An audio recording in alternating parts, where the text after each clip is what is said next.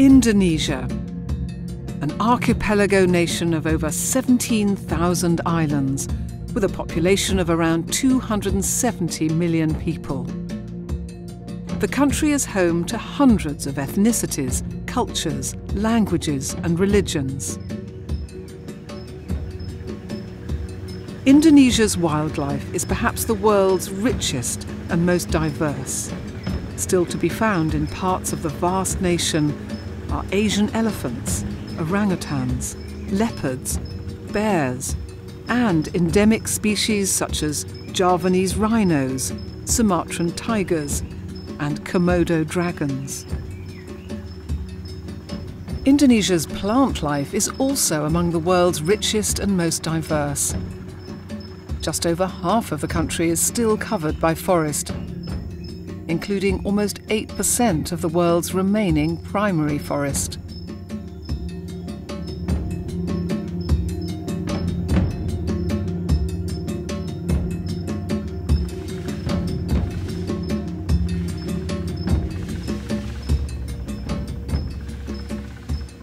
Karena pertama, seperti kita lihat di sekeliling kita, ini adalah hutan rawa gambut, salah satu yang terbesar, ekosistem rawa gambut terbesar di Indonesia, yang fungsinya luar biasa untuk menyerap karbon dan dalam krisis iklim saat ini sangat penting untuk mempertahankan keberadaannya.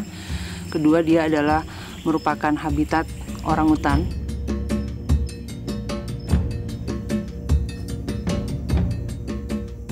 Dan juga bagi EIA ini merupakan tempat pertama kali EIA dan juga Telapak memulai kampanye illegal logging.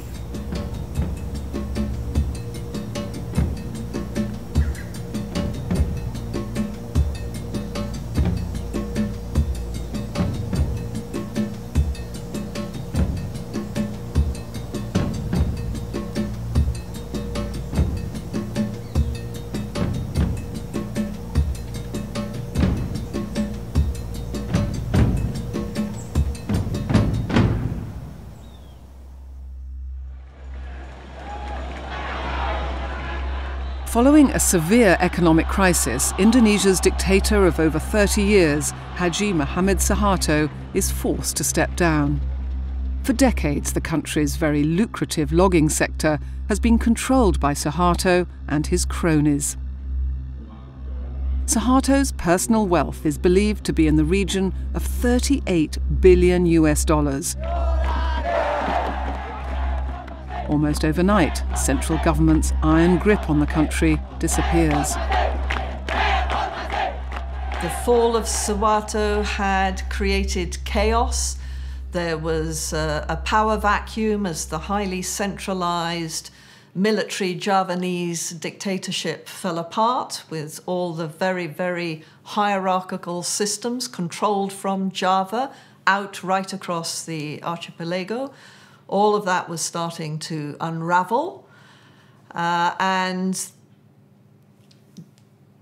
there was burgeoning corruption at multiple levels.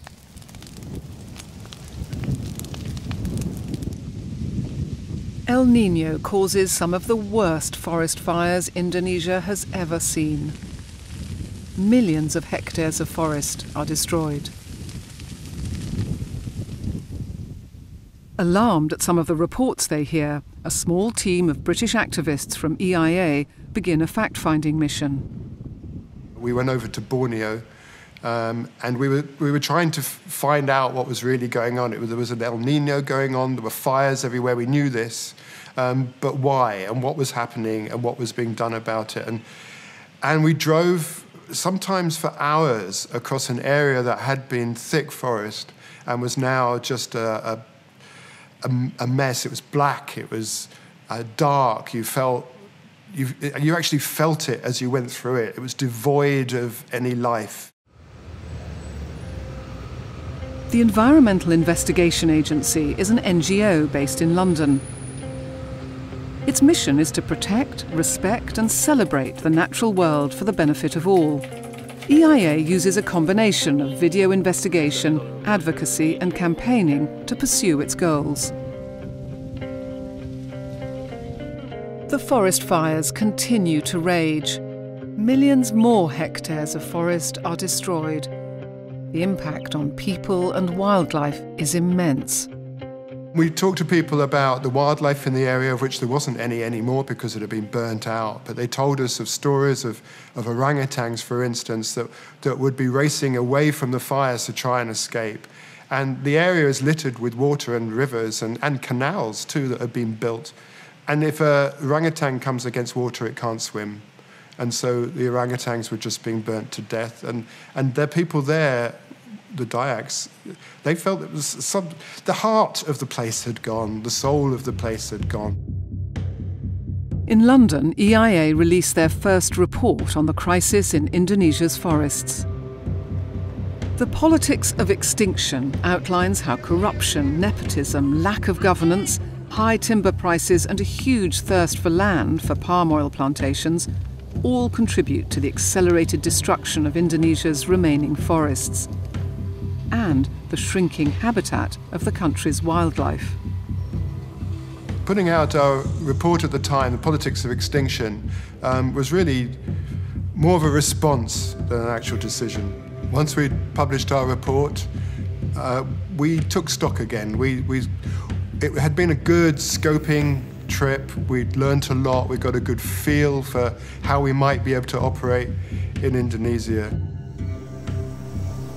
Back in 1967, Suharto had pushed through a law which transferred control of most of the country's land to the state.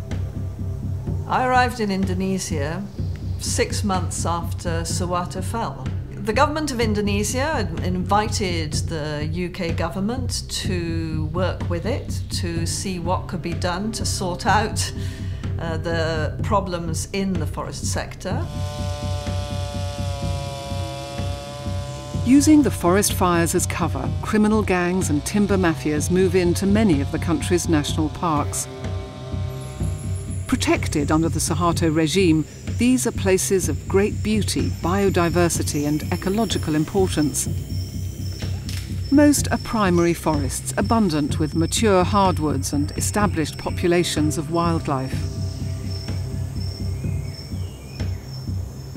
Primary forests, also termed primeval, virgin and old growth, are naturally regenerating ancient forests of native tree species. They exhibit advanced and unique ecological features and display few signs of human activity or impact. We were looking by then for a partner, and we felt also that we'd met in Telapak, an organisation that had not just the same ideas in terms of what could go forward, but that we could help with the investigative side and they could help us with understanding how to move forward within Indonesia. Ayo jalan bareng, kerja bareng, seru-seru. Kupikir itu yang satu-satu, ya alasan kedua adalah alasan yang misalnya memang kejahatan kehutanan, penghancuran hutan, yang terjadi itu rasanya Telapak dan EIA bisa berbuat sesuatu. Jadi kami beruntung lah Telapak ya, yang baru mulai, belum tahu apa-apa gitu kan. Terus ketemu, terus memperoleh ilmu, memperoleh cara pandang, cara lihat, dan cara kerja, keterampilan yang sangat tajam itu.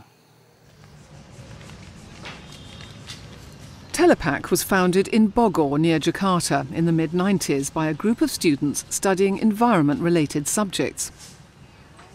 The name translates from Bahasa as footprint. The organisation's remit is to advocate for the just and sustainable management of Indonesia's natural resources and to create and sustain a nationwide network of environmentally active people. We decided rather to go for everything, we would focus on one thing, and that was illegal logging. Telapak had some good up-to-date information about the situation on the ground in central Kalimantan, where this national park called Tanjung Puting, we'd heard was being heavily logged. And the reason we were interested in Tanjung Puting is it was a globally famous nature reserve, and it had a very famous population of orangutans. And we felt that if logging could be so brazen in a place like that, then Indonesia's forests would be lost. For most of the next year, joint teams from EIA and Telapak investigate forest crime around Indonesia. They focus on the national parks of Borneo and Sumatra. The teams are using EIA's relatively new methodology, video investigation. Sony's new format DV camcorder is a technological leap and a game changer in the industry. It's small, robust and easy to use, and becomes their weapon of choice in their fight to save Indonesia's remaining forests. Jadi, yang pertama-tama ngajari cara memotret dan memvideokan itu Dave tuh. Jadi di telapak kantor telapak yang lama ada sofa merah itu kan. Dave duduk di sini, saya duduk di sini, terus ini kamera. Nah, sedangkan tentang teknis kamera itu hanya dikasih tahu, oh ini cekrek. Yang lain-lainnya saya hanya nggak ada yang perlu ingat itu. Jadi intinya kan apa intinya ya? Kalau video intinya jangan goyang-goyang gitu doang. Salah.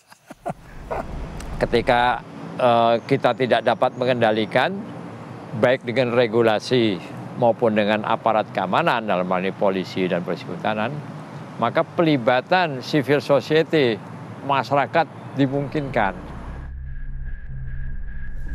One of the first joint research trips is to the Tanjung Puting National Park in southern Borneo.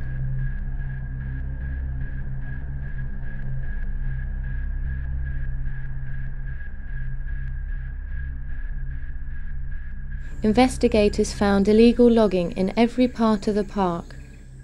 The area has been divided up by illegal loggers, and even trucks are used on roads built by loggers within the park boundaries.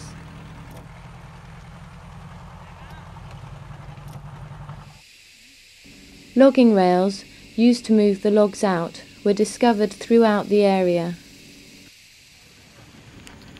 Piles of valuable ramen logs are stored along the river, and logging camps litter the riverbank. At the mouth of the river, in full view of the authorities, logs are loaded onto large steel barges. The kingpin in these activities is timber baron Abdul Rasid, who owns factories on the nearby Arut River and has close links with the military and police. Mr. Rasid's nephew, Sugianto, showed one of the factories to EIA and Telapak investigators who were posing as businessmen. Part of the Tanjung Linga Company Group, this ramen factory loads unmarked ramen from rafts, dries it in drying rooms and processes it into mouldings and blinds for export to Hong Kong, Singapore, Taiwan and the USA. Responding to new information, the team then travel on to the Losa ecosystem in northern Sumatra.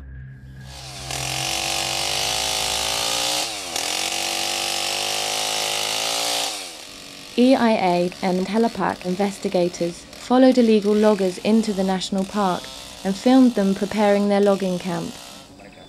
Loggers are paid a few dollars per day by the sawmill owners and are supplied the chainsaw and a repayable loan which binds them to these powerful businessmen.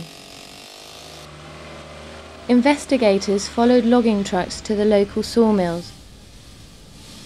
It's the big men that have to be gone after. That's the sawmill owners, the people that own the factories, and those people within the authorities, the military, the police, the forest department, who are also making money out of this. EIA and Telepak's work in Indonesia is getting noticed. I bumped into Dave Curry in a very remote area of forests in Aceh with his Indonesian colleagues and thought, you know, this must be one of the few organisations, international organisations, in partnership with Indonesian groups who was really documenting what was really happening in places where, you know, few people were going. EIA was willing to get its boots dirty, get off the beaten track. This area has the highest density of orangutans anywhere in the world. The final cut is launched at a press conference in Jakarta. The report and accompanying video investigation stun everyone present and around the country. And the report was very hard-hitting, it named names, it did all this kind of stuff. Now, they'd never seen that kind of press conference ever before in Indonesia. Remember, it had been a dictatorship. There was oppression about all of that. This was the first time an environmental group had come and given this kind of presentation with the evidence, with the photos, with the video, with the names. And it was so well attended. We had CNN, we had BBC, we had Reuters, we had all the big internationals were there, but the locals were there too. I was sitting at the back, and Indonesians were, I think, gobsmacked. They had come out of a 30-year dictatorship where the press had been constrained. You only saw state-controlled TV. So a lot of people, certainly those living in the city of Jakarta on Java, had no idea of what was going down in their forests. And they were not used to frank, open conversation and expose of things. And it had a huge impact on them. I think that was the beginning of a sort of real awakening of some kind of environmental awareness, but also a sense that this was their resource and it had been stolen from them. It was a good time for us to be bringing in our call for action to the government, and we made it very clear that if you can't take action in Tanjung Puting, then you can't save any forest in Indonesia, because Tanjung Puting was so well known and it was so brazen what was going on. It was just outright robbery. Kami kontak pertama kali dengan EIA ya Telapak ketika menyajikan film yang film yang termasuk berani. Now established as credible and serious players, EIA and Telapak decide to continue their partnership. So the final cut opened doors for us. Telapak and EIA were taken seriously now, were people that knew about these issues. We could talk to diplomatic missions, we could talk to other NGOs, we could talk to the media. We were a serious part of the game, if you like.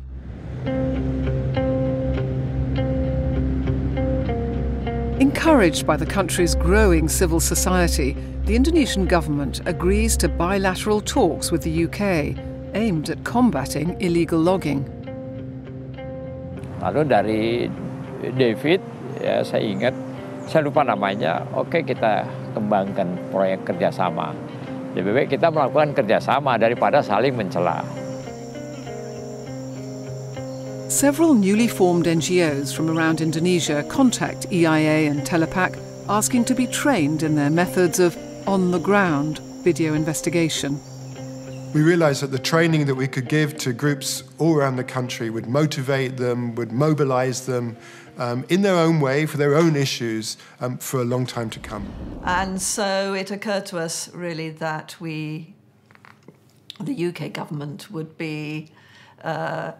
get good value for money, if you like, if we were to support EIA to train up, 40, 50 or more Indonesians to use video cameras in their investigations, be able to date and spatially locate the film, so that it could be used as evidence, not just in exposés and in greater transparency, the reports that EIA are doing, but for evidence that could be used in legal processes. The NGOs develop and roll out a series of basic field training workshops. We sort of go out to the regions and bring together 10 or 15 local NGOs, and we show them basic use of photography and film and some undercover techniques and safety and security, which would embolden them and give them the skills they needed to start campaigning against illegal logging in their areas. And because Telapak had such a fantastic network of people over the country, it was going to prove over the years to come a vital part of information coming in, photographs coming in, video coming in. Over the next 8 years, EIA and Telapak run many similar and more advanced training courses for NGOs all around the country.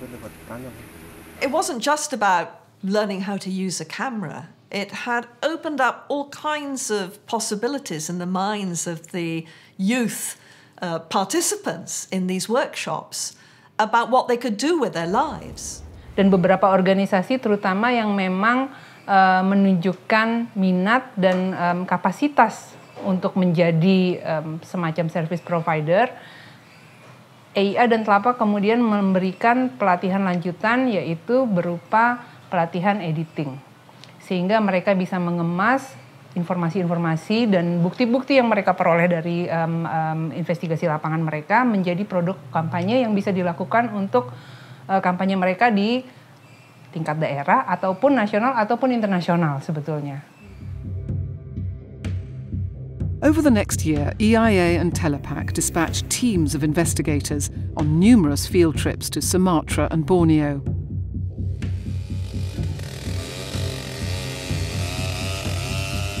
Their mission is to gather video evidence of the by now rampant illegal logging taking place in the country's national parks.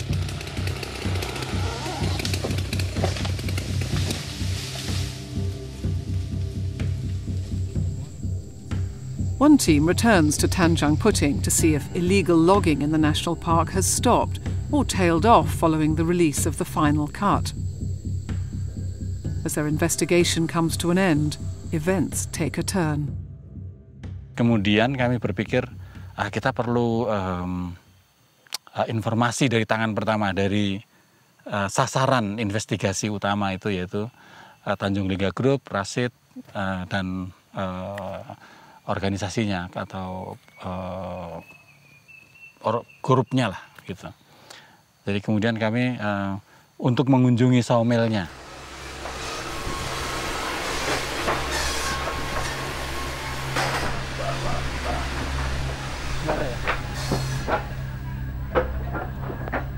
It's going to Java.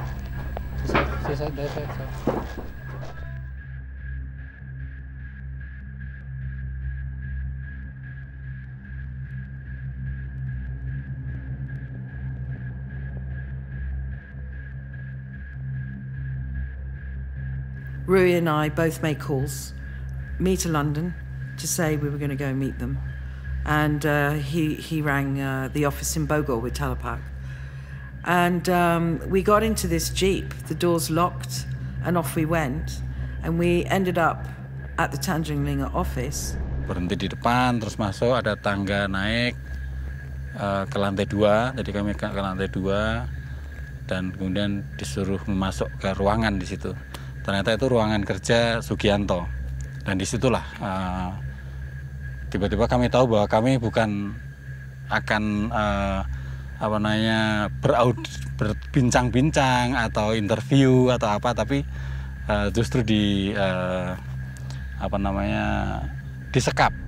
The minute he saw Rui, he went ballistic. He went absolutely ballistic and said, "You lied, you came into my warehouse, you did this, you did that."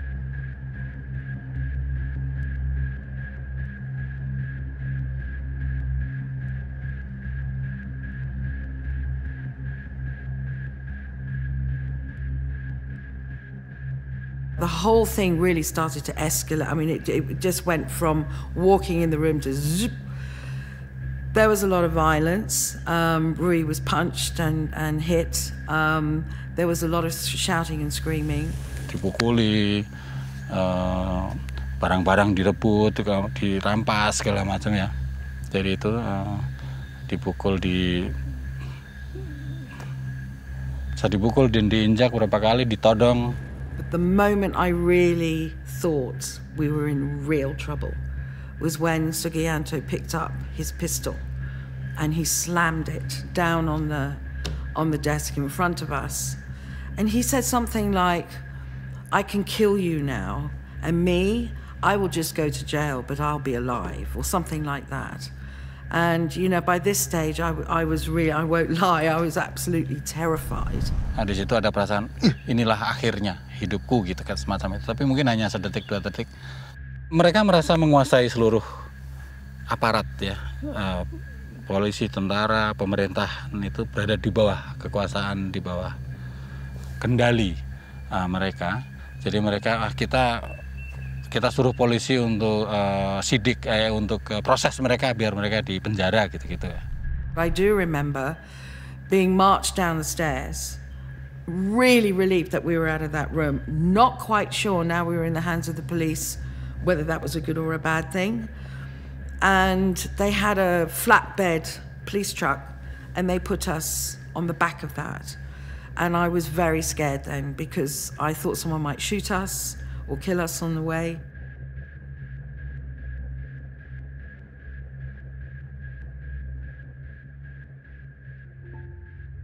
Yang datang dan membawa kami itu dari reserse.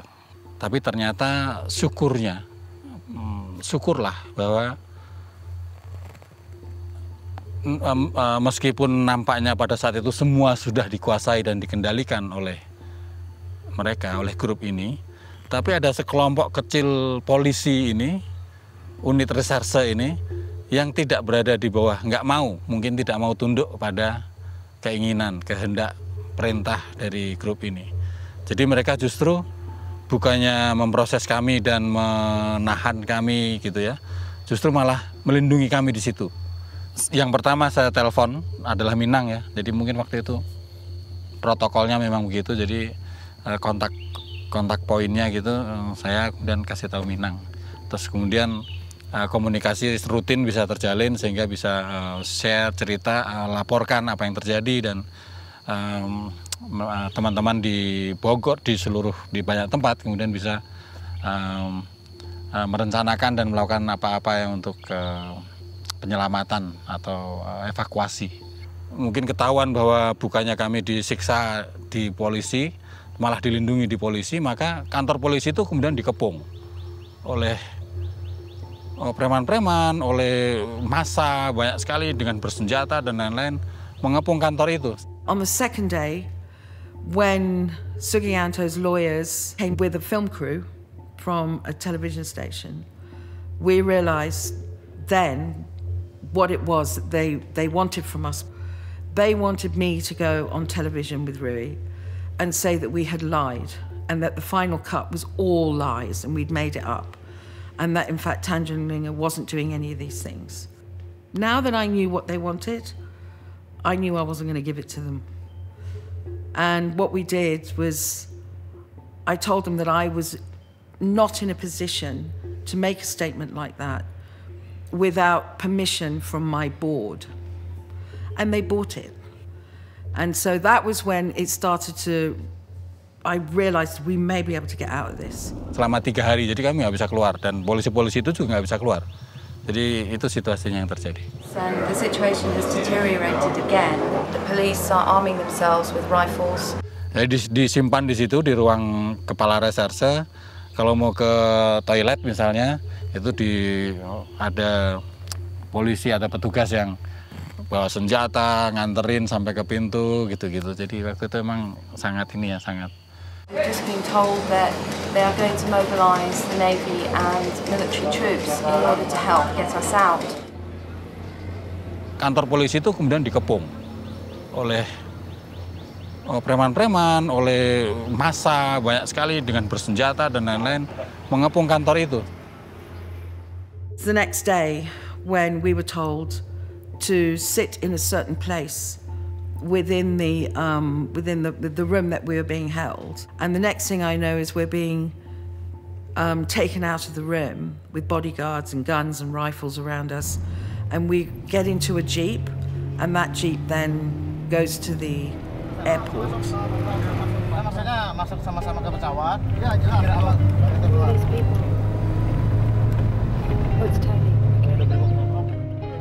We got to the airport, and there were a lot of people standing alongside the runway, and there was the sight of this wonderful little plane.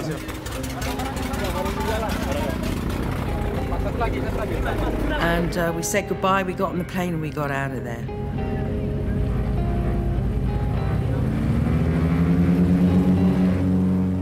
It wasn't until afterwards that we realised exactly what was going on behind the scenes and how many people were really doing so much to get us out and to save our lives.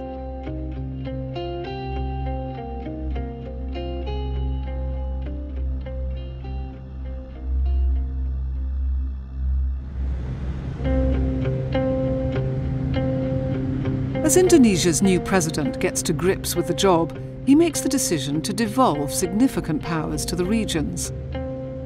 Unfortunately, decentralisation made the work of the Ministry of Forestry and the Ministry of Environment and our own work a lot harder. Saya sudah bilang tadi ya, korupsi itu ada di mana-mana, nepotisme, kolusi gitu ya, pelanggaran hukum dibiarkan, sehingga otonomi daerah ini alih-alih bisa menjadi perbaikan, tapi yang terjadi adalah semakin merebaknya KKN ini, praktek KKN ini bahkan sampai di level yang paling rendah gitu, sehingga kita tadinya punya raja-raja koruptor cuma ada di Jakarta, tapi sekarang hampir di setiap provinsi, kabupaten ada.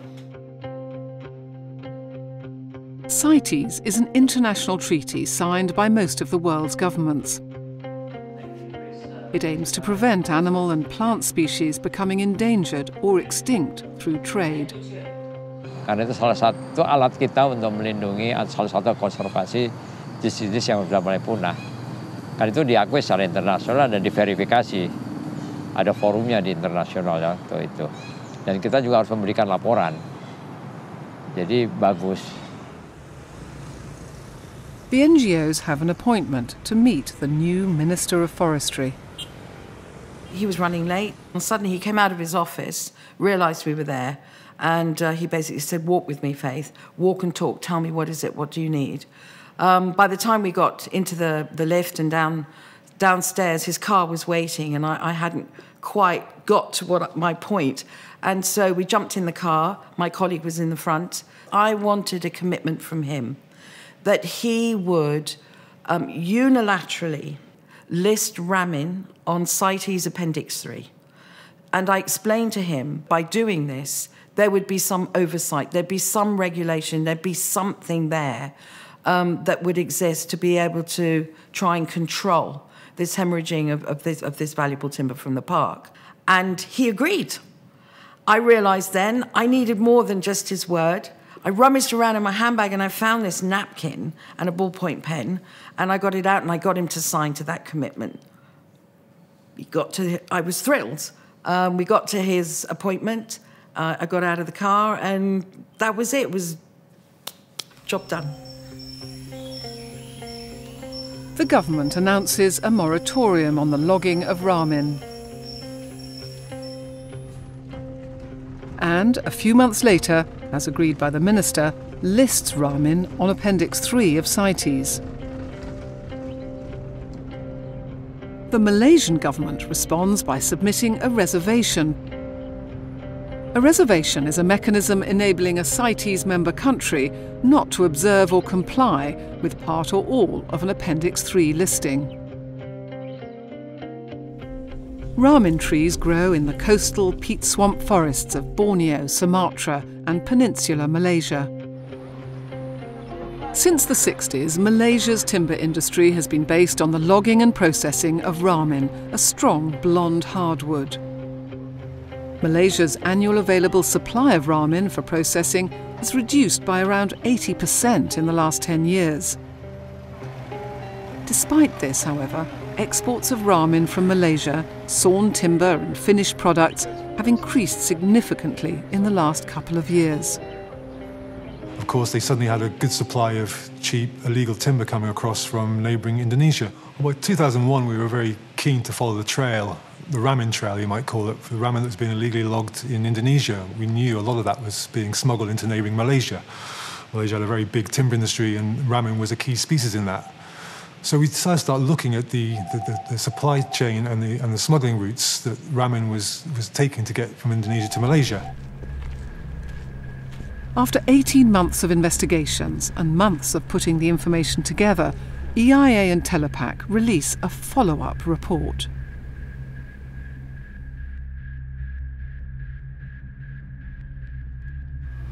On just one day, EIA and Telapak investigators witnessed more than 30 Indonesian vessels carrying illegal logs arriving in the port of Muar in Malaysia. The boats were seen passing a police post and stopping at a customs jetty, once again showing official complicity. In Batu Pahat, EIA and Telapak investigators found ramen logs which had recently been imported from Sumatra in Indonesia.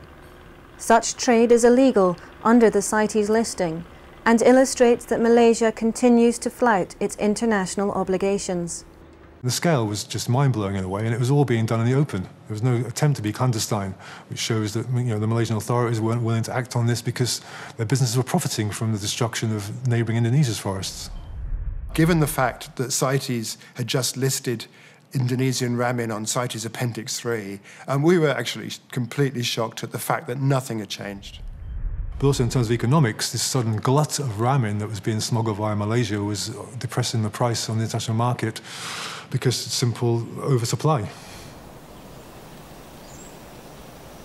In part as a result of the work of EIA, Telapak and others, some governments around the world start to grasp the scale and seriousness of the explosion in illegal logging and the destruction of the world's remaining forests. At the time, the World Bank were organising a whole series of, rather staid technocratic meetings on forest law enforcement. And I thought, this is an opportunity, to really, if we could jump on these, get hold of the agenda, we could change these into real game-changing dialogues and discussions with the real actors. Together with the Americans, I have to say, we managed to add the word governance, forest law enforcement governance, to the title. The East Asia Ministerial Conference on Forest Law Enforcement and Governance opens in Bali.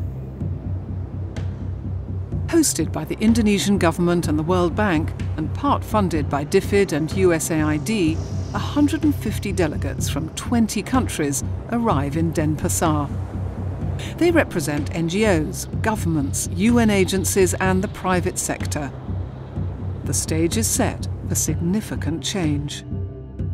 And we managed to get high-level segment where consumer countries like the UK and the US and Europe would send high-level representation, because we reckon we were part of the problem, as well as top-level government officials from Indonesia, from China, and to have a large participation of civil society organisations. The delegates are gathered for several days of discussion and debate on the future of Southeast Asia's remaining forest. So at the end of the first day, we were all hanging out and swimming. Some people were having drinks at the bar, and there were televisions around the place. And we suddenly realised that there was something extraordinary happening. And suddenly on the TV screens, we witnessed what people all over the world were witnessing, which was the Twin Towers coming down. It was 9/11. And we were shocked, absolutely shocked. Almost immediately, the Indonesian police arrive. They surround and seal off the conference hotel to protect the delegates inside.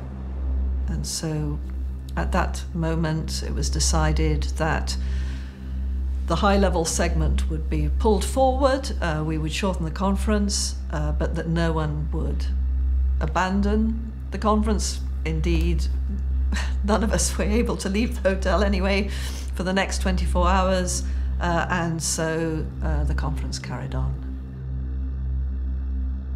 In the spirit of global unity, all but one of the participating countries, including China, sign a declaration of undertaking an intent on forest law enforcement and governance.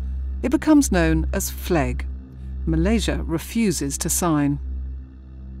So the conference went way beyond trees. It was to actually address the core issues of corruption, land rights, tenure. It was looking at illegal trade, illegal logging, but it went way beyond the trees. And that was really significant. By having these issues out in the open, we are actually getting governments to acknowledge that there was a problem in the first place. A couple of months later, the Indonesian government implements a log export ban. From this point onwards, only sawn or processed timber can legally be exported from the country. This was definitely good news, but as with all these things, would it be enforced would be the question. The big problem and the big loophole in all of this was that although this ban was for exports from Indonesia, it was still legal for Malaysia to import the logs. Can I welcome everybody to this signing ceremony? The UK and Indonesia signed the Memorandum of Understanding. They've been negotiating for over 2 years. The purpose of the MOU is to cut or curtail any involvement that the UK might have in the destruction of Indonesia's remaining forests. The MOU was a great idea. And what it was the UK saying, look, Indonesia, you don't have to do this on your own. You know, the UK was part of the problem as well. And that MOU basically provided a way forward to look at this issue from both ends. Smile. However, the MOU also includes some aspects of trade. And this puts the European Union's nose out of joint. Trade was a European Union issue and responsibility, not a member state responsibility at that time. However, it obliged them to engage and to look at what they would do to control the illegal timber coming into their bigger area from tropical forests across the world, including Indonesia. Embarrassed by further video investigations by EIA, Telapak and others, Malaysia's federal government introduces a ban on the import of logs from Indonesia. Dan ini sebetulnya merupakan cikal bakal atau salah satu contoh di mana negara konsumen dan negara produsen bekerja bersama gitu loh, mempunyai legislasi yang saling melengkapi untuk mengatasi illegal logging dan perdagangan kayu ilegal antar negara atau cross border. But the Malaysian decision did not apply to the province of Sarawak in Malaysia, which is on Borneo. And so the land route for smuggling of logs across from Kalimantan, which is Indonesian Borneo, across into Sarawak, Malaysian Borneo, remained open.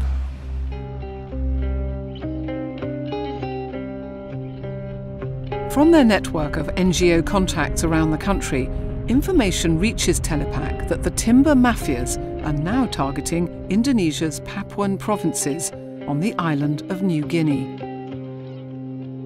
Indonesia's Papuan forests were an obvious place for the timber mafia to go to next, because here you had huge stands of ancient forests, you had valuable hardwoods available, very little control. I mean, the area for them just must have felt like an open book to make money.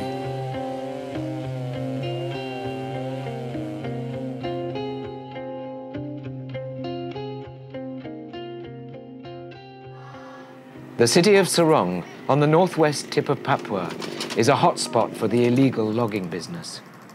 Its hotels and seedy bars are where deals are struck between the timber mafia and foreign timber buyers, mostly from Malaysia, China and India. There is corruption in the local forestry office.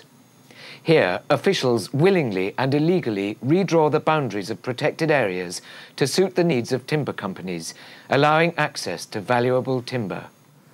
The prime target for the loggers is the merbau tree, a threatened species with the last commercial stands found on the island of Papua. Merbau is used for flooring and furniture. Large amounts are being illegally shipped out from Sorong, despite Indonesia's log export ban. This shipping website shows consignments of merbau logs awaiting collection for delivery to China and India. We were in Sorong, and one night a couple of guys came to see us from the Kaoem tribe, which was an indigenous tribe living in the forest.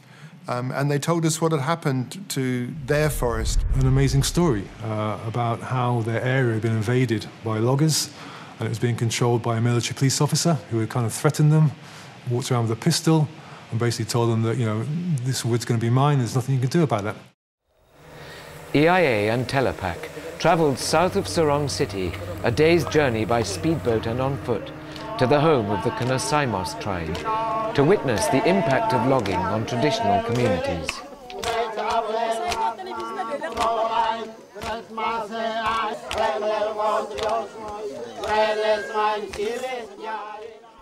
In 3 locations in the Kaoem tribal lands, illegal merbau logging is taking place against the wishes of the community.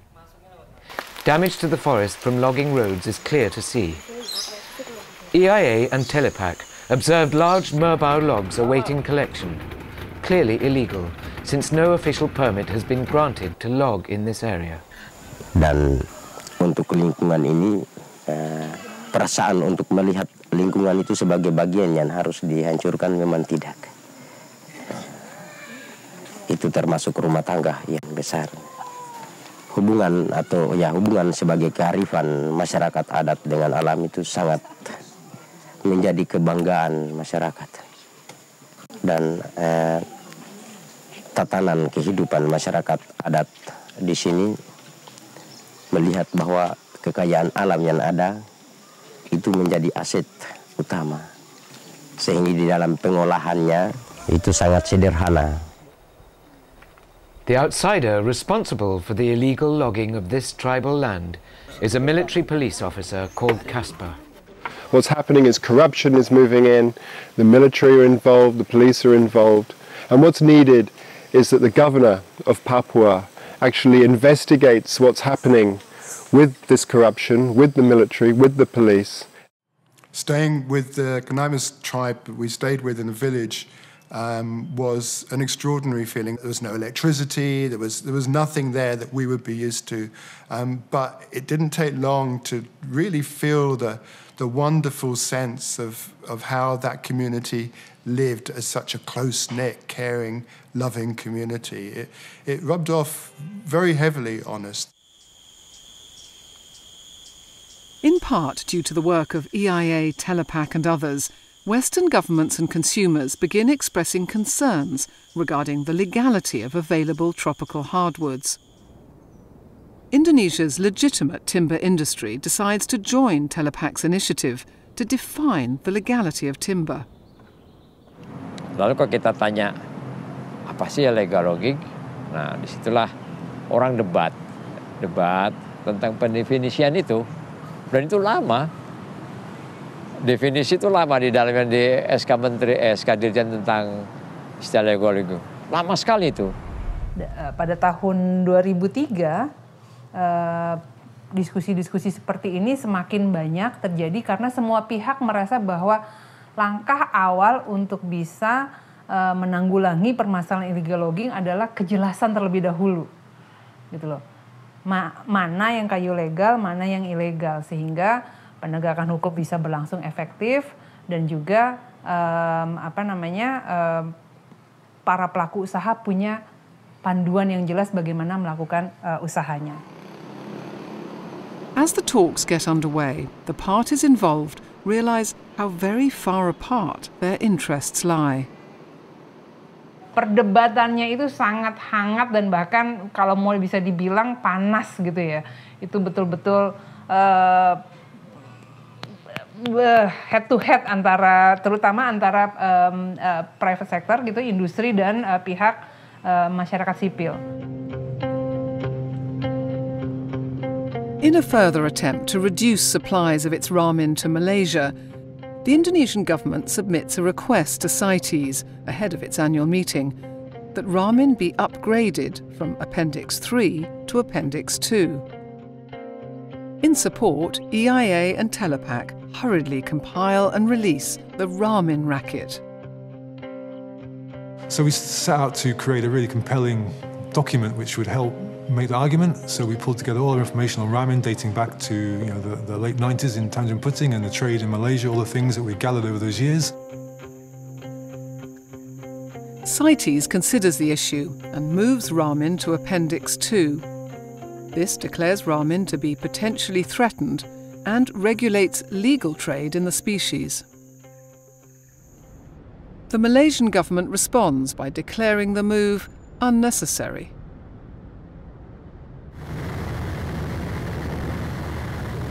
From trusted contacts in West Papua, information reaches the NGOs of a significant increase in the number of merbau trees being illegally logged and then illegally shipped to China. Within days, the team returns to Sorong, intent on tracing the illegal export of the timber.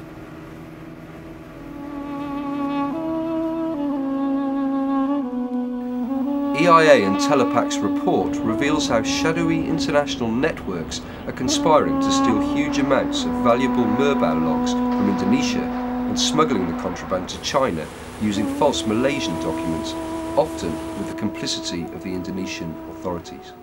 With huge cargo ships arriving daily, it is a trade of breathtaking scale and destructiveness.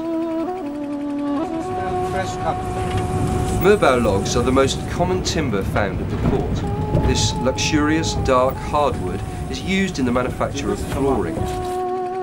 In the last 5 years, hundreds of factories have sprung up in Nanshun, churning out thousands of kilometres of merbau wood flooring. There are over 200 sawmills in the town processing merbau logs, the vast majority of which have been stolen from Papua.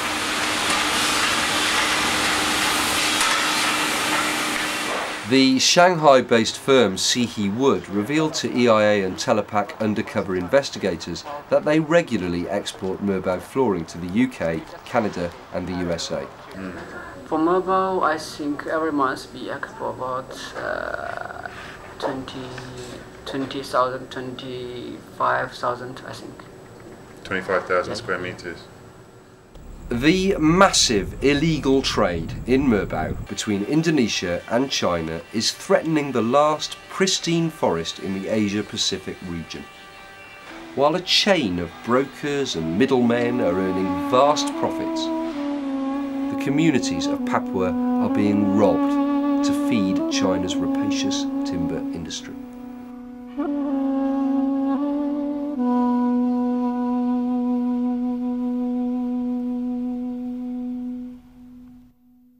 Lembaga Investigasi Lingkungan atau EIA mengungkapkan The Last Frontier makes headlines around the world and dominates the news agenda in Indonesia for several days. Lembaga Investigasi Lingkungan yang berbasis di London, EIA dan Telapak di Indonesia.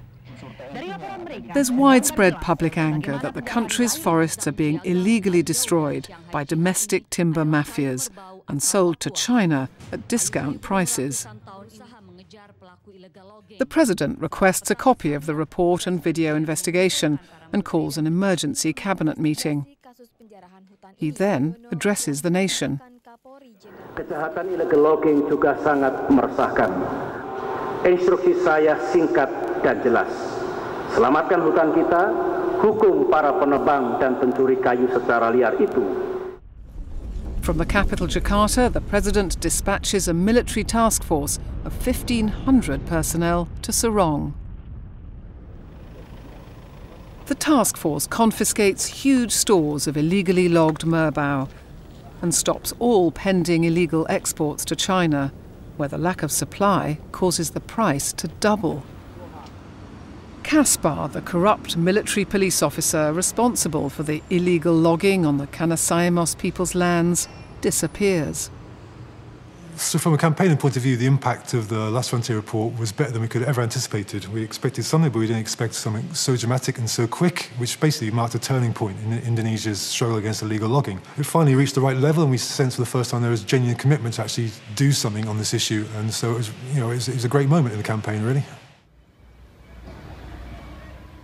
Astounded by the volume and variety of timber from all across Southeast Asia that the team saw in China, EIA decides to launch a separate campaign looking into illegal logging in Southeast Asia and the illegal transport of that timber across the region.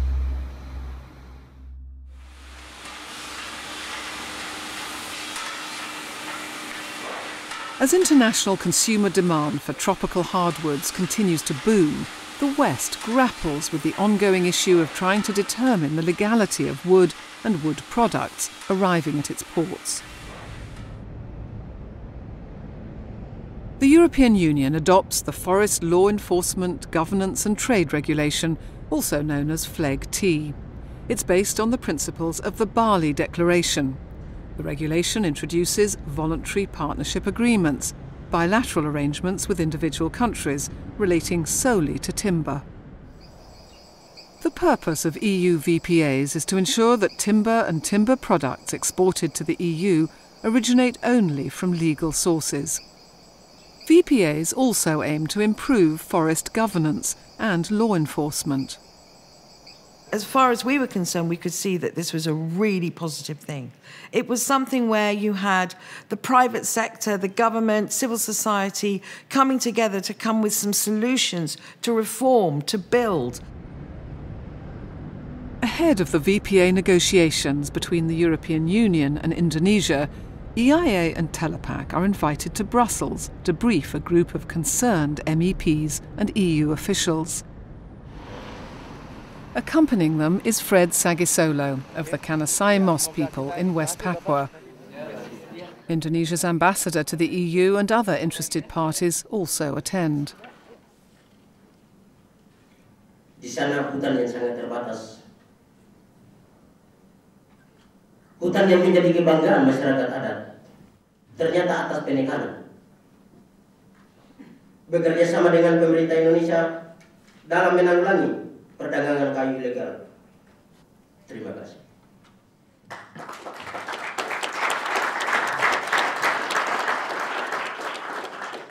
You could have heard a pin drop when he spoke. And you could see the responsibility, you could see the sheer responsibility and weight on his shoulders for his forest and his community when he was speaking directly to the audience. And he absolutely landed in terms of being able to bring home the reality of the situation and what needed to be done. Far better that than me speaking on their behalf or another report landing on their desk. Back in Indonesia, the NGOs returned to West Papua to follow up on the final frontier. 2 years on, none of the major criminals behind the pillage of Papua have been convicted. Most of those arrested have been freed by the courts. One of those arrested was an influential police officer called Martin Renner. He was caught red-handed with over $100,000 in his bank account from companies involved in illegal logging. Incredibly, the court let him walk free. Hasil akhirnya ini sangat mengecewakan. Yang ini sebetulnya menandakan bahwa memang untuk penegakan hukum dan proses judicial di Indonesia itu masih sangat lemah. Although the situation in Indonesia had improved after the Last Frontier report, it was in some ways a challenging and quite frustrating time as well, because the people we were exposing, the main timber barons and their accomplices, they weren't facing any legal action. They were able to act with impunity. Information from contacts in Sumatra prompts the NGOs to undertake a new investigation.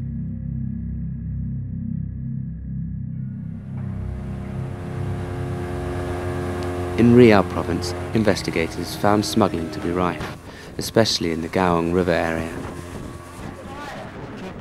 Whilst there, they were shown an unusual smuggling technique.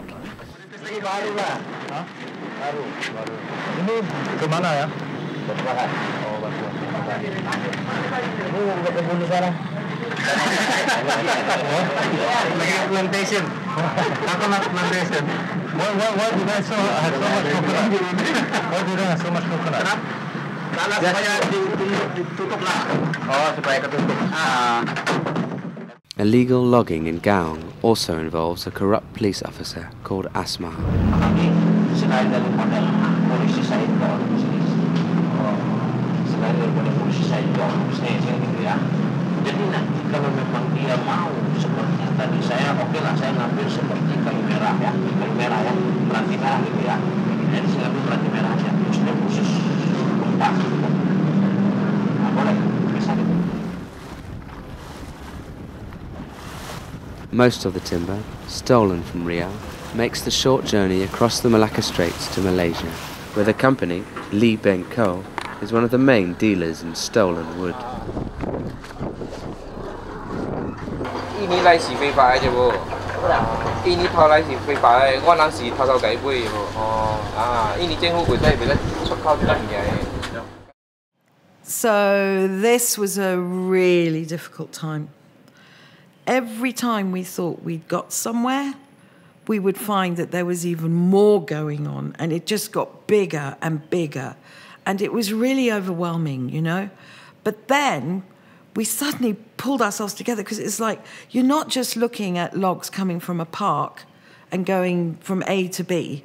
These were syndicates. These were whole syndicates of criminals who were involved on a long chain, if you like, of illegal custody of timber. It was crossing borders. It was looking at different politics. It was dealing with completely different levels of enforcement even. And the corruption was just rife throughout. For the forthcoming EU VPA negotiations, the Indonesian government puts together a team which also includes academia, business and civil society. Telapak is asked to join.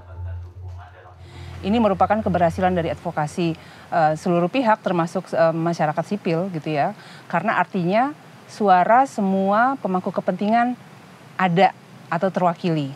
Dan artinya juga karena kita ada di dalam ruang negosiasi itu, kita bisa memonitor pelaksanaan negosiasi dan memastikan bahwa tidak ada penyimpangan-penyimpangan. After a decade of campaigning, EIA's DC office is invited to make its case directly to the US government to amend the country's import law to include the protection of plant species. I now recognize Mr. von Bismarck. Thank you, Madam Chairwoman Bordallo, for the opportunity to testify before this subcommittee.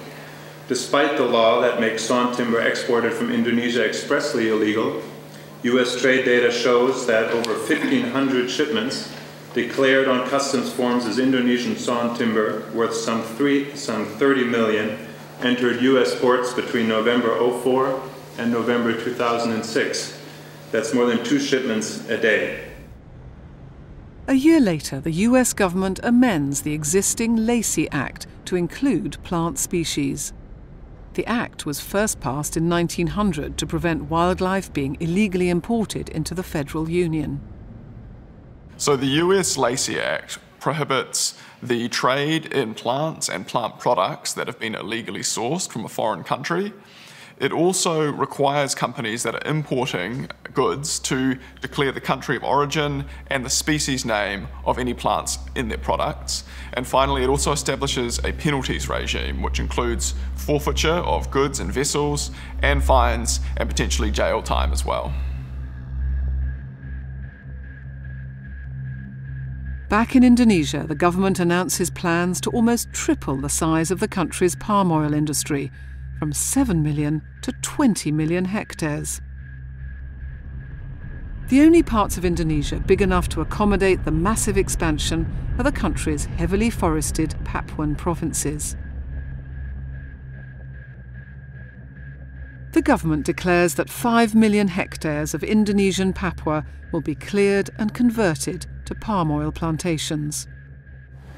Ini sangat mengkhawatirkan, meskipun sebetulnya tidak mengejutkan. Dan pemerintah tentu saja ingin memanfaatkan perkembangan ini untuk meningkatkan pendapatan negara. Cuma ini juga artinya ancaman yang sangat besar terhadap keberadaan hutan Indonesia, terutama di Papua. Dan juga ancaman terhadap masyarakat adat dan masyarakat lokal yang hidupnya bergantung pada hutan. From this point onwards, EIA and Telapak operate a dual focus in Indonesia. They continue their work against illegal logging of high-value species And they undertake a new campaign against the massive clearance of forests for palm oil plantations. The NGOs decide to dispatch a team to West Papua to look into the current situation there.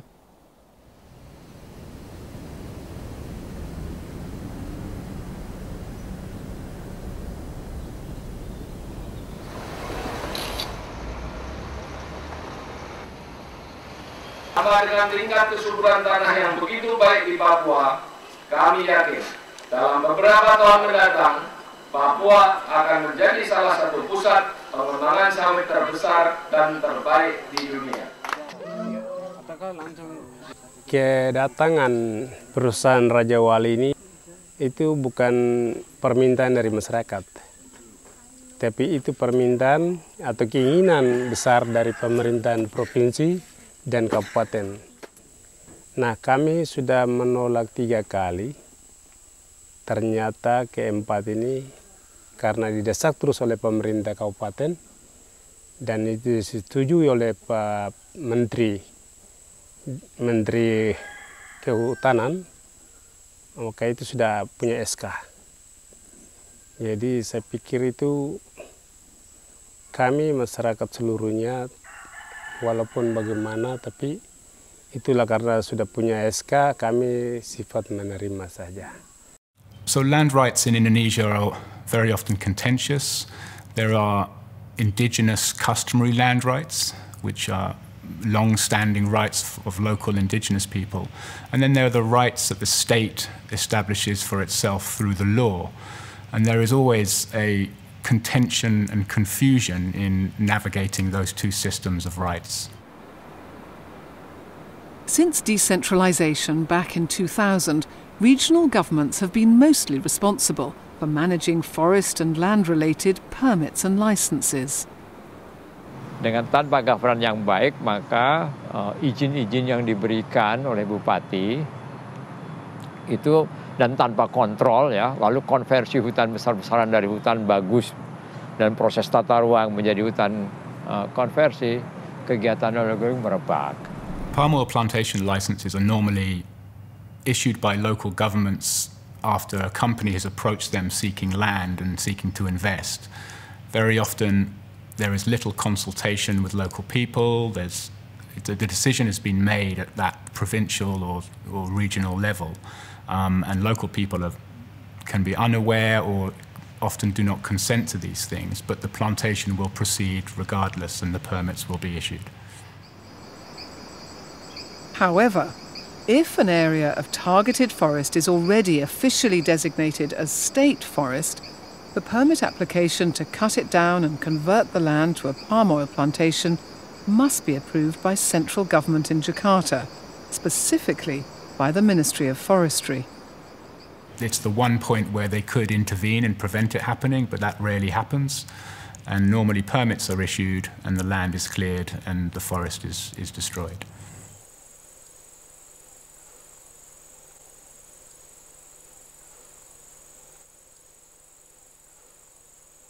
Perusahaan ini dia janji bilang ibu nanti ke depan itu ibu bisa lebih kaya lagi daripada sekarang. Sekarang ini ibu masih miskin. Nanti ke depan ibu bisa kaya lebih. Nanti ibu mau minta apa? Minta mobil. Nanti perusahaan bisa kasih. Nanti ibu punya rumah tuh bisa mewah. Nanti tidak seperti macam begini lagi. Terpaksa suami saya ikut tanda tangan dalam surat perusahaan itu, tanda tangan untuk serahkan kelapa sawit. Saya punya nyong yang kecil juga, dia juga ikut tanda tangan dari perusahaan. Dia ikut tanda tangan, dia umur sejak 4 tahun.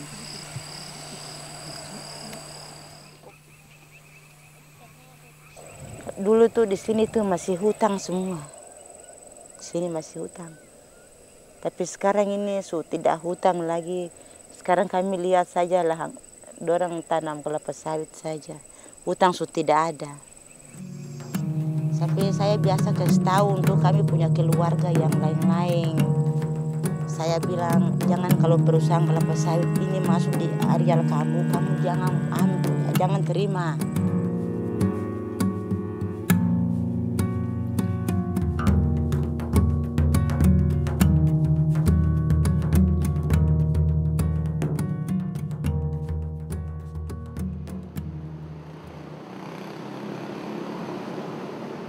After 6 years of talks to define the legality of timber, agreement is finally reached between Indonesia's civil society, timber industry and government.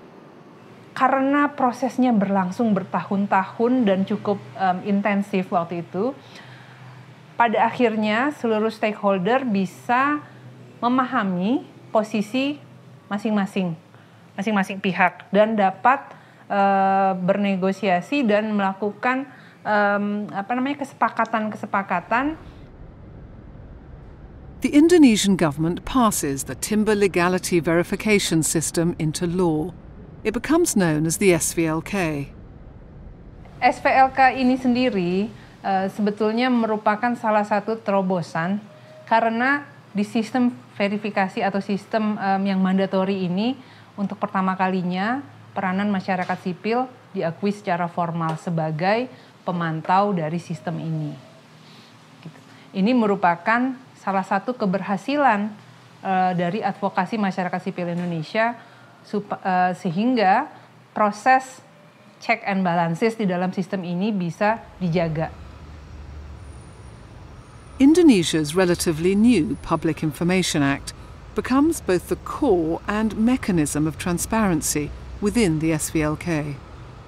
Dan para pemantau di Indonesia menggunakan Undang-Undang KIP dan prinsip transparansi di dalam SVLK dan juga VPA ini untuk melakukan pemantauan terhadap pelaksanaan SVLK yang hasilnya digunakan juga untuk melakukan keluhan atau pengaduan baik kepada lembaga sertifikasi maupun kepada pemerintah sendiri.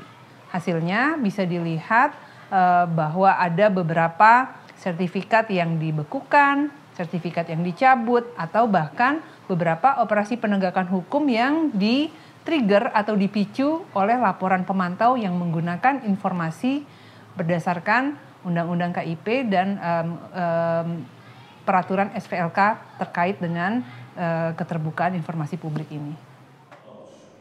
All of Indonesian industry came out in support of the scheme.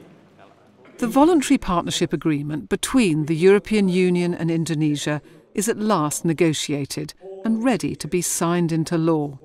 Law Enforcement, Governance and Trade Voluntary Partnership Agreement. This means that Indonesia will be eligible to use the EU's FLEGT licensing system when it comes online.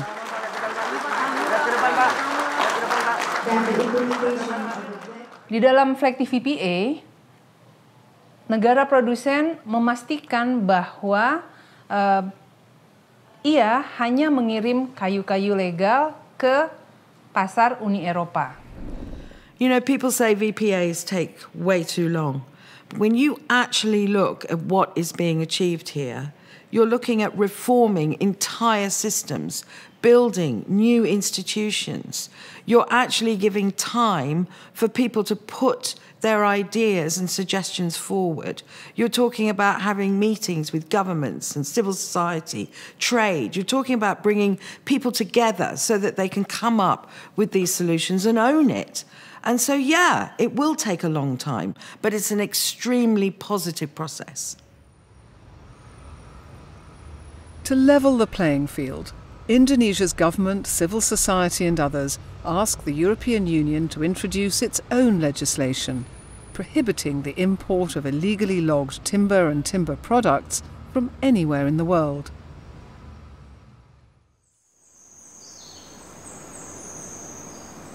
Back in Indonesia, the president announces a temporary moratorium on the cutting down of primary forests and the clearing of virgin peatlands. The moratorium covers an area of 64 million hectares. Instruksi Presiden mengenai moratorium pemberian izin di kawasan hutan primer dan lahan gambut ini merupakan satu langkah yang patut diapresiasi. Meskipun sebetulnya akan lebih baik lagi jika perlindungan ini diberikan kepada seluruh hutan alam. With export bans, moratoria, international agreements, increased law enforcement and the definition of legality now in place, the amount of illegally logged timber being illegally exported from Indonesia has reduced hugely. However, the threats to Indonesia's forests from within are on the rise.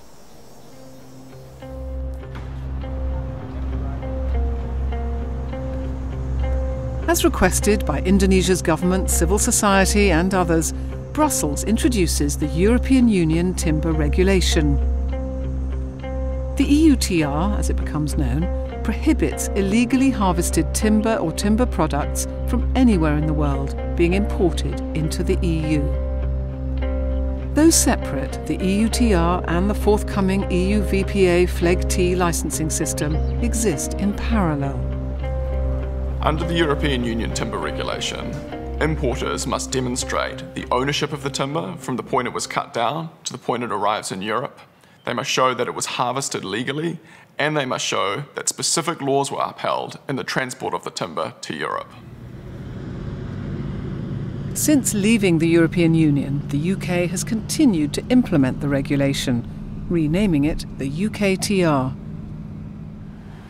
Terbitnya EU Timber Regulation itu bisa dikatakan sebuah kemenangan bagi semua pihak yang memang menginginkan negara konsumen mengambil tanggung jawabnya dalam isu perdagangan ilegal kayu dan produk kayu. Karena membatasi hak masyarakat hukum adat untuk memanfaatkan hasil kekayaan alam yang berada di wilayah adatnya. In a case brought by the Indigenous Peoples Alliance, Indonesia's Constitutional Court overturned Suharto's 1967 law, which transferred control of most of the country's land to the state. The ruling clears a legal path for indigenous peoples to reclaim their ancestral or customary lands. Ini sebetulnya keputusan yang sangat luar biasa, karena artinya negara mengakui hutan adat di dalam wilayah adat. Sayangnya, menyusul putusan MK 35 ini, langkah yang diambil pemerintah untuk mengakui hutan adat ternyata membuat pelaksanaannya sangat sulit. Suharto's 30-year regime had refused to recognize indigenous peoples and their ancestral or customary rights and lands. All natural resources were controlled by the state. Jadi terlihat seperti ada keengganan dari pemerintah untuk mengakui keberadaan masyarakat adat, termasuk mengakui teritori atau wilayah masyarakat adat dan hutan adatnya.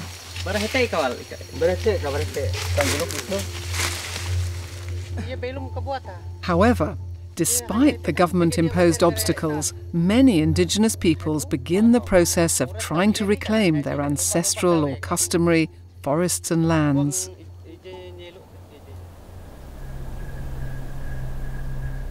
Across Indonesia, some palm oil companies are using the government's drive to hugely expand the sector as a license to act with impunity.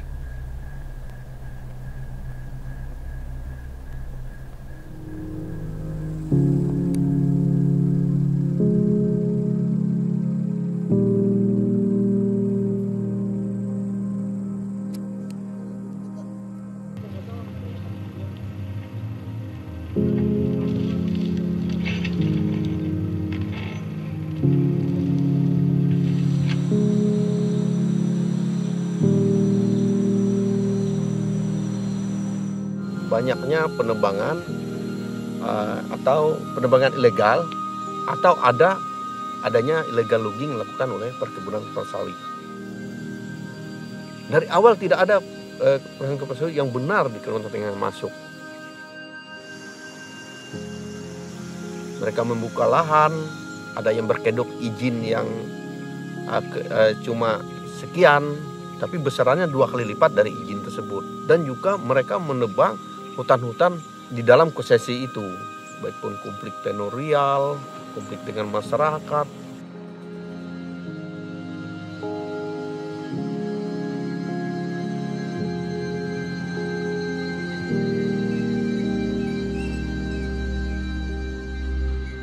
perusahaan-perusahaan kelapa sawit yang bisa membuka dan menebangi hutan dalam jumlah yang luas bahkan sebelum izinnya beroperasi atau yang izinnya keluar dari proses-proses yang korup, ini tentu saja kemudian menghasilkan kayu-kayu yang tidak sah juga atau ilegal. Dan ini menjadi modus baru sebetulnya dalam pembalakan liar, yaitu dengan menggunakan izin kelapa sawit untuk membuka hutan. Dan sepanjang proses pemberian izin yang syarat korupsi itu tidak diperbaiki atau tidak diatasi, masalah ini akan selalu ada. And what of the palm oil produced on plantations throughout Indonesia? How can consumers know whether the palm oil in the products they buy has been ethically and sustainably grown and produced? As Indonesia and several other palm oil producing countries don't have effective legislation which addresses these issues, the industry and others have put forward a system of voluntary regulation and certification.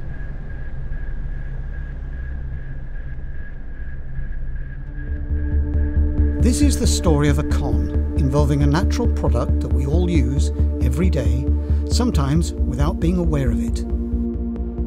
It's also the story of a watchdog with no bite and something known as greenwashing. When an organisation says it's doing something green and that's got good environmental credentials, but it's not, that's greenwashing. The product is palm oil, a vegetable oil that can be found in almost 50% of everything we buy, from ice cream to lipstick.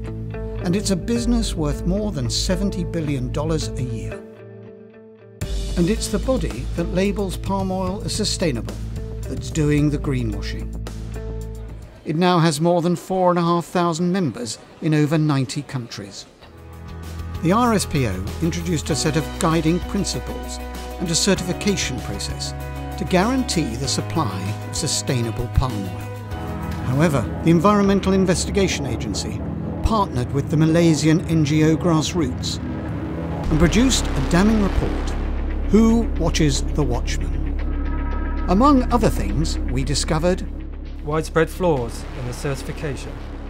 Auditors were supplying fraudulent assessments to cover up violations in the RSPO's standards, and there were failures in identifying indigenous land right claims. There were serious labour abuses on plantations, including the illegal employment of children. There were flagrant conflicts of interest and corruption. And certifications awarded to companies with weak understanding of the standards they were supposed to uphold.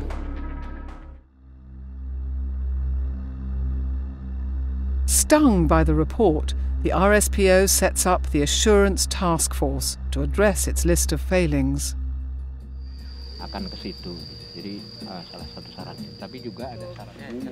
Following a change in leadership, Telapak alters its direction. To preserve the focus, values and ideals of the original organisation, most of the founders and nationwide membership leave and form a new NGO, which they call Kaoem Telapak.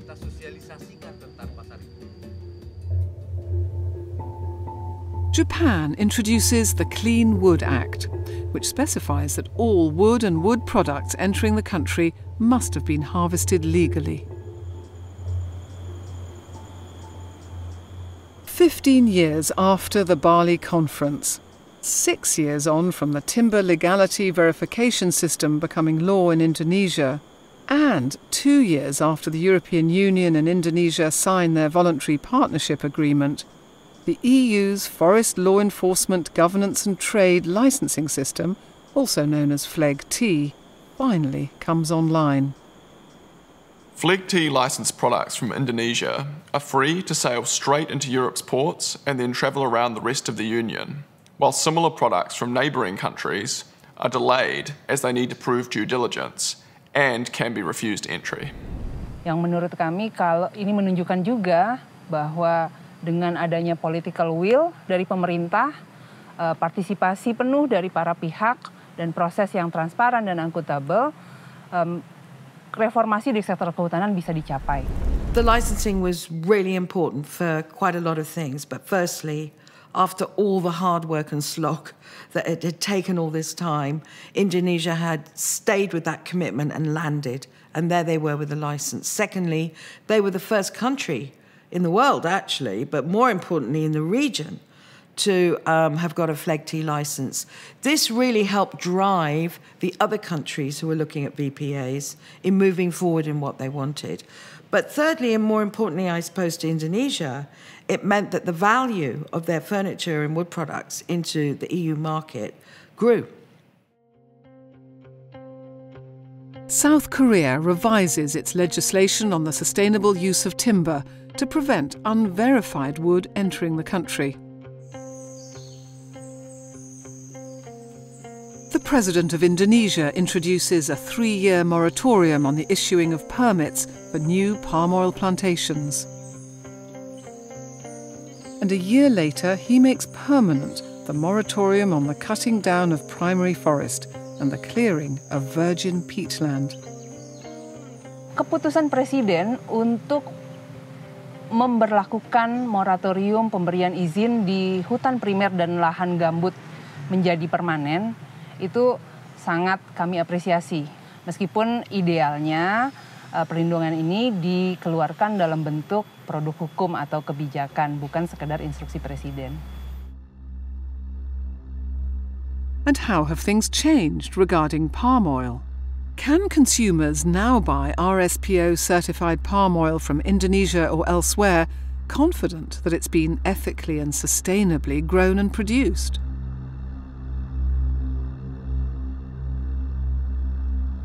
Four years on, we're producing a new report, which has found that hardly anything has changed, and some violations have got worse.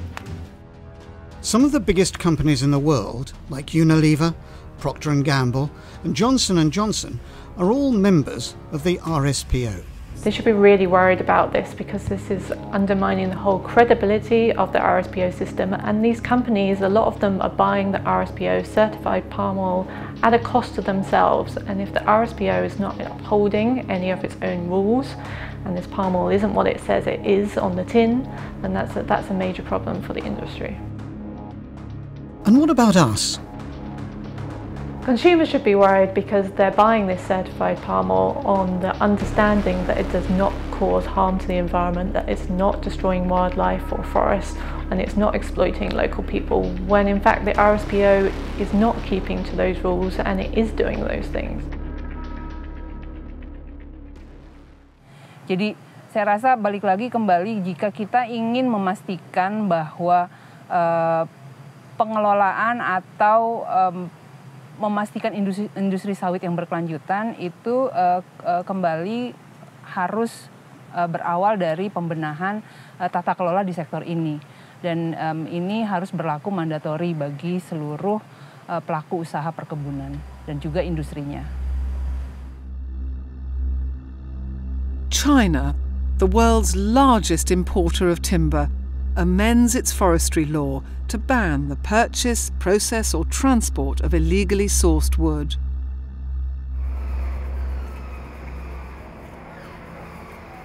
In 2019, over €1 billion worth of EU FLEGT licensed timber and timber products from Indonesia are seamlessly imported into the European Union. Ini sebetulnya merupakan prestasi besar bagi Indonesia. Artinya, karena dulunya Indonesia dikenal sebagai negara dengan tingkat illegal logging tertinggi, kami di Kaoem Telapak merasa bangga bahwa kami merupakan bagian dari proses ini.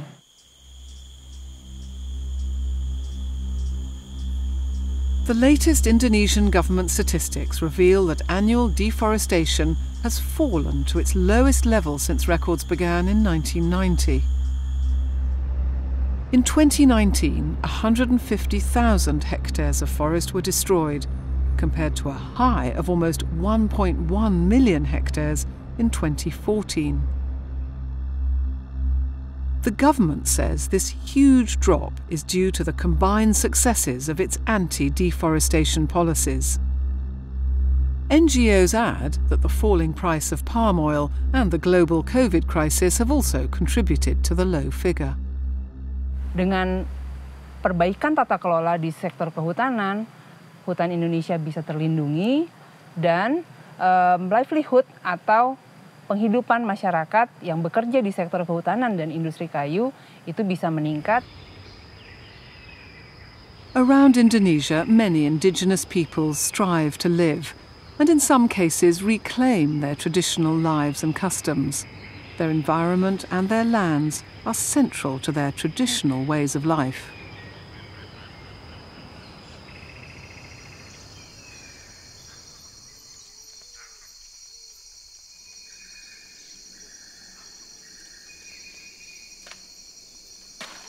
Sebenarnya hutan adat bagi masyarakat adat Kaoem ini adalah hubungan yang sangat arif, sehingga merupakan bagian yang tidak terpisahkan dari kehidupan masyarakat adat itu sendiri. Jadi ini kayak besinya. Nama saya Frederick Sagisolo. Tugas saya, jabatan saya Ketua Dewan Adat Kaoem.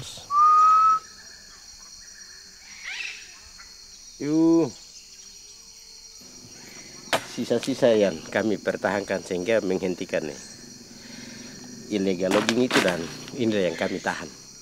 Orang bagaimanapun tidak bisa olah kayu yang seperti ini karena inilah orang lakukan upacara adat untuk meminta berkat itu pasti melalui pohon ini.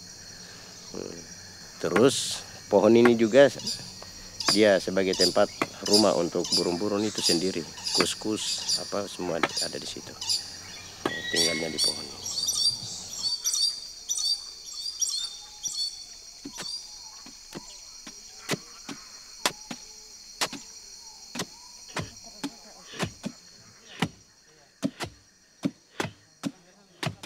Tanah ini adalah mama, dia memberi kami makan. Memberi dari makanan itu, dari sagu, dari buah-buahan ini. Tetapi juga di dalamnya ada binatang-binatang yang memang kami konsumsi, butuhkan, datang dari tanah itu sendiri. Ini namanya WIMN. WIMN. Fungsinya? WIMN ini fungsinya adalah untuk orang minum airnya. Makanya alam ini kami bilang dia menyimpan kita. Dia juga alam ini adalah rumah sakit juga. Apotek ya? Ini apoteknya. Apotek, dapur. Iya. Supermarket. Apa lagi? Dia tempat bermain. Tempat bermain, dia mendidik juga. Tempat mencari makanan. Mencari makan. Berburu. Jadi semuanya di situ.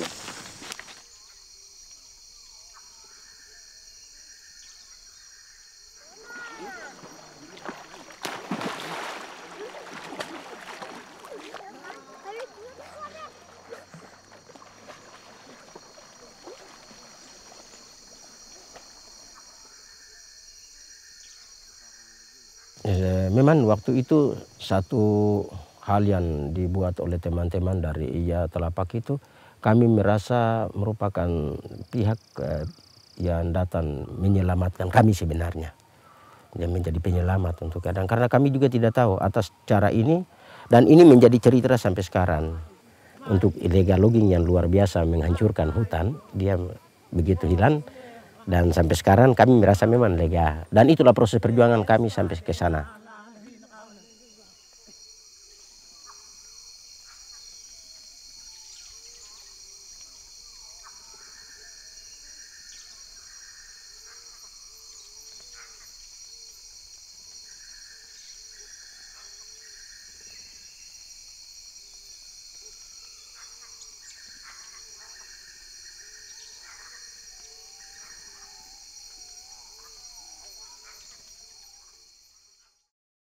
Padahal sebetulnya pengakuan masyarakat adat termasuk wilayahnya dan hutan adatnya merupakan salah satu langkah kunci untuk bisa memastikan perlindungan terhadap hutan sendiri.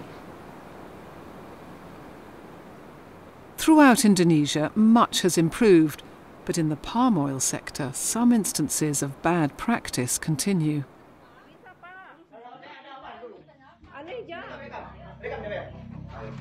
kerja. Kenapa Pak yang dipaksa-paksa kayak gini Pak? Apa masalahnya?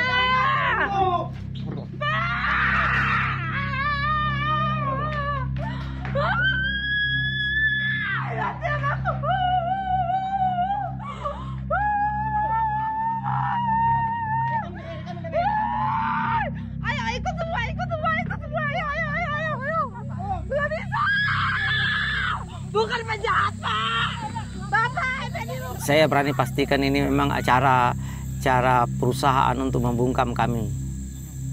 Membungkam kami sehingga kami jangan melakukan perlawanan. Artinya harus turuti kehendak mereka.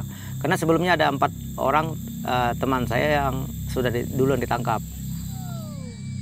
Di kampung ini mana orang-orang yang tidak pro, mereka upayakan untuk dikriminalisasi, untuk membungkam perjuangan kami mempertahankan hutan adat ini.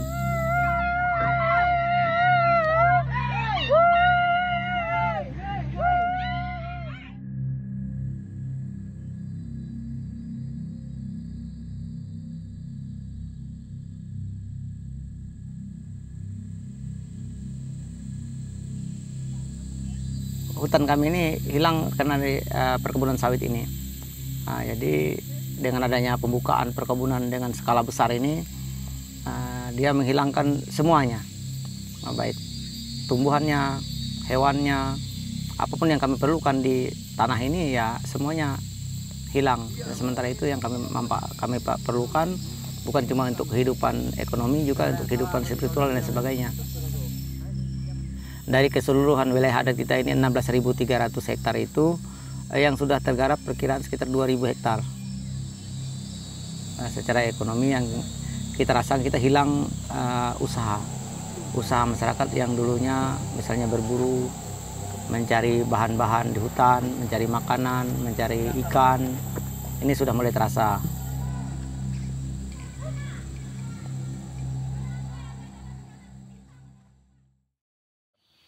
Itu yang sayang sekali dan sedihnya justru akhir-akhir ini justru semakin banyak aktivis lingkungan atau aktivis hak masyarakat yang memperoleh intimidasi, ancaman, bahkan kekerasan, mengalami kekerasan baik secara fisik maupun secara hukum maupun secara media.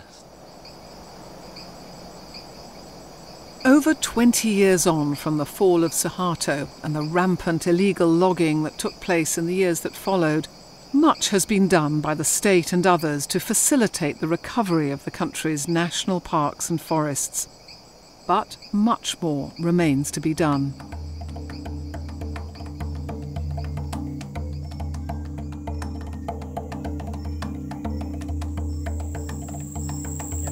Perkenalkan, nama saya Henry.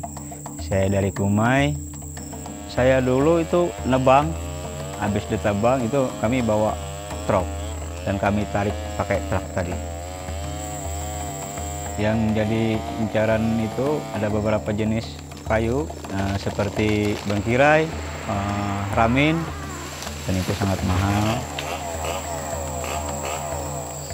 Awalnya sih belum ada gendala-gendala yang seperti apa itu belum ada. Jadi kami terus terlena untuk penebangan pohon, apa itu mengakibatkan kerusakan hutan. Kami tidak berpikir seperti itu karena hanya itu yang bisa kami kerjakan. Dan lama-kelamaan itu pun ada gendala juga, seperti ada tim kan.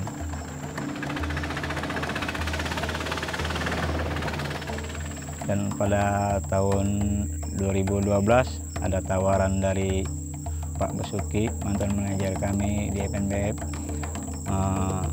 Dia ngajak gabung di EPNPF.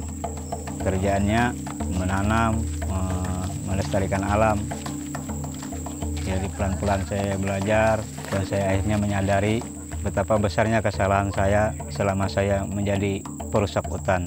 Dan saya pun bertekad akan menebus dan membayar kesalahan saya untuk menanam pohon kembali dan menghijaukan hutan yang sudah kami rusak.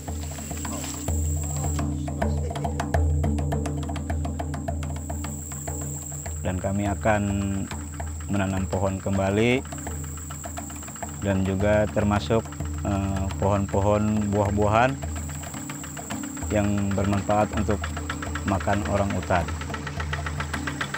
Target penanaman kami tahun ini itu 1,5 juta pohon dan melanjut akan ke tahun 2025 itu 11,5 juta pohon yang akan kami tanam. Kalau pekerjaan saya yang dulu, kita bekerja tidak pernah tenang. Karena pekerjaan kita selalu dihantui.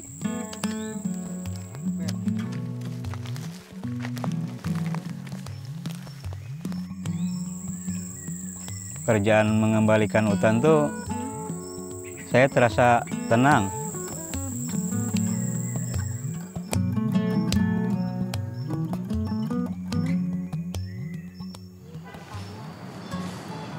Ya itu harus dikelola dengan cara-cara kelestarian yang diakui oleh para pihak yang memang secara umum ya itu diakui oleh para pihak, bukan oleh pemerintah semata atau pengusaha. Jadi kalau semua sudah mengakui, maka kita percaya masyarakat adat pun, pemerintah, pengusaha bisa melakukannya dengan lestari. Itu harus dibuat. Dan sudah ada sebetulnya. Brought together by a common aim.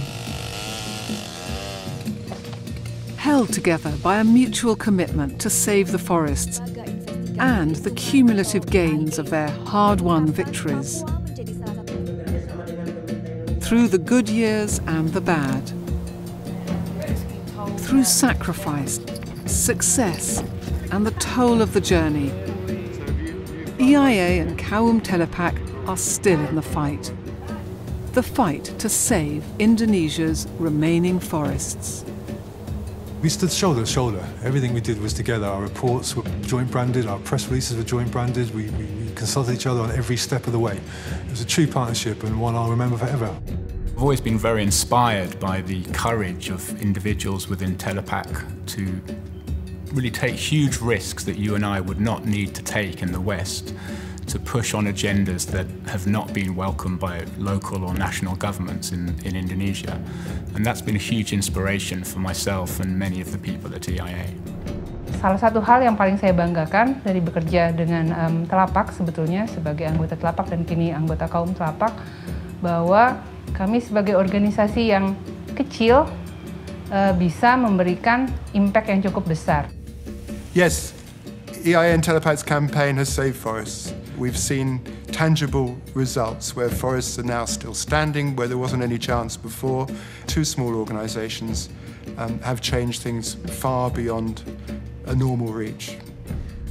Forests are the last line of defence. Once they go, what you'll find is that companies, individuals, criminals, unscrupulous people are going to get in there, they're going to dig, they're going to mine, they're going to extract, they're going to create conflict, they're going to displace people off their lands.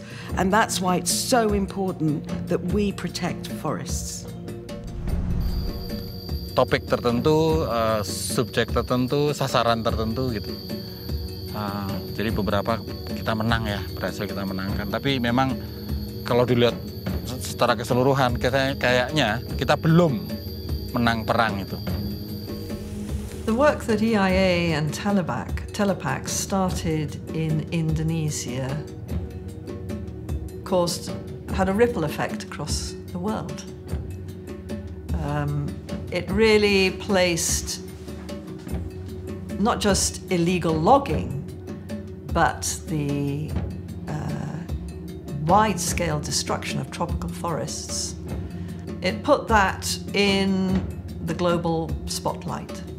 The people who work in EIA and in Telapak put their lives at risk to do very, very important work. And they're hugely professional in the work that they do, and they take those risks knowingly. Hutan-hutan kita lah sebetulnya yang paling bagus. Bukannya di negeri kita, di negeri mereka juga sama. Memelihara, kemudian mengelola dengan lestari, menanam, merehabilitasi cara-cara bagus. Itu sebenarnya satu usaha besar penyelamatan bumi. The global production of poorly regulated commodities such as palm oil, soy and beef is the major driver of the deforestation of our planet. 1.6 billion people, around 20% of the global population, rely on forests for part or all of their livelihoods. The Earth's remaining forests cover about 30% of the planet's landmass and are home to around 80% of animal and plant species. As temperatures rise and pressures mount, governments around the world are drafting new laws aimed at reducing deforestation in the commodity supply chain. The world's remaining forests are the planet's last defense against its greatest threat, accelerated climate change. Every day, as EIA, Kaoem Telapak and many others around the world go to work, on the ground and in the capitals of power, they do so determined to develop new solutions, to slow down deforestation, and to do whatever they possibly can to save the world's remaining forests. Our survival and the survival of our planet depend on it.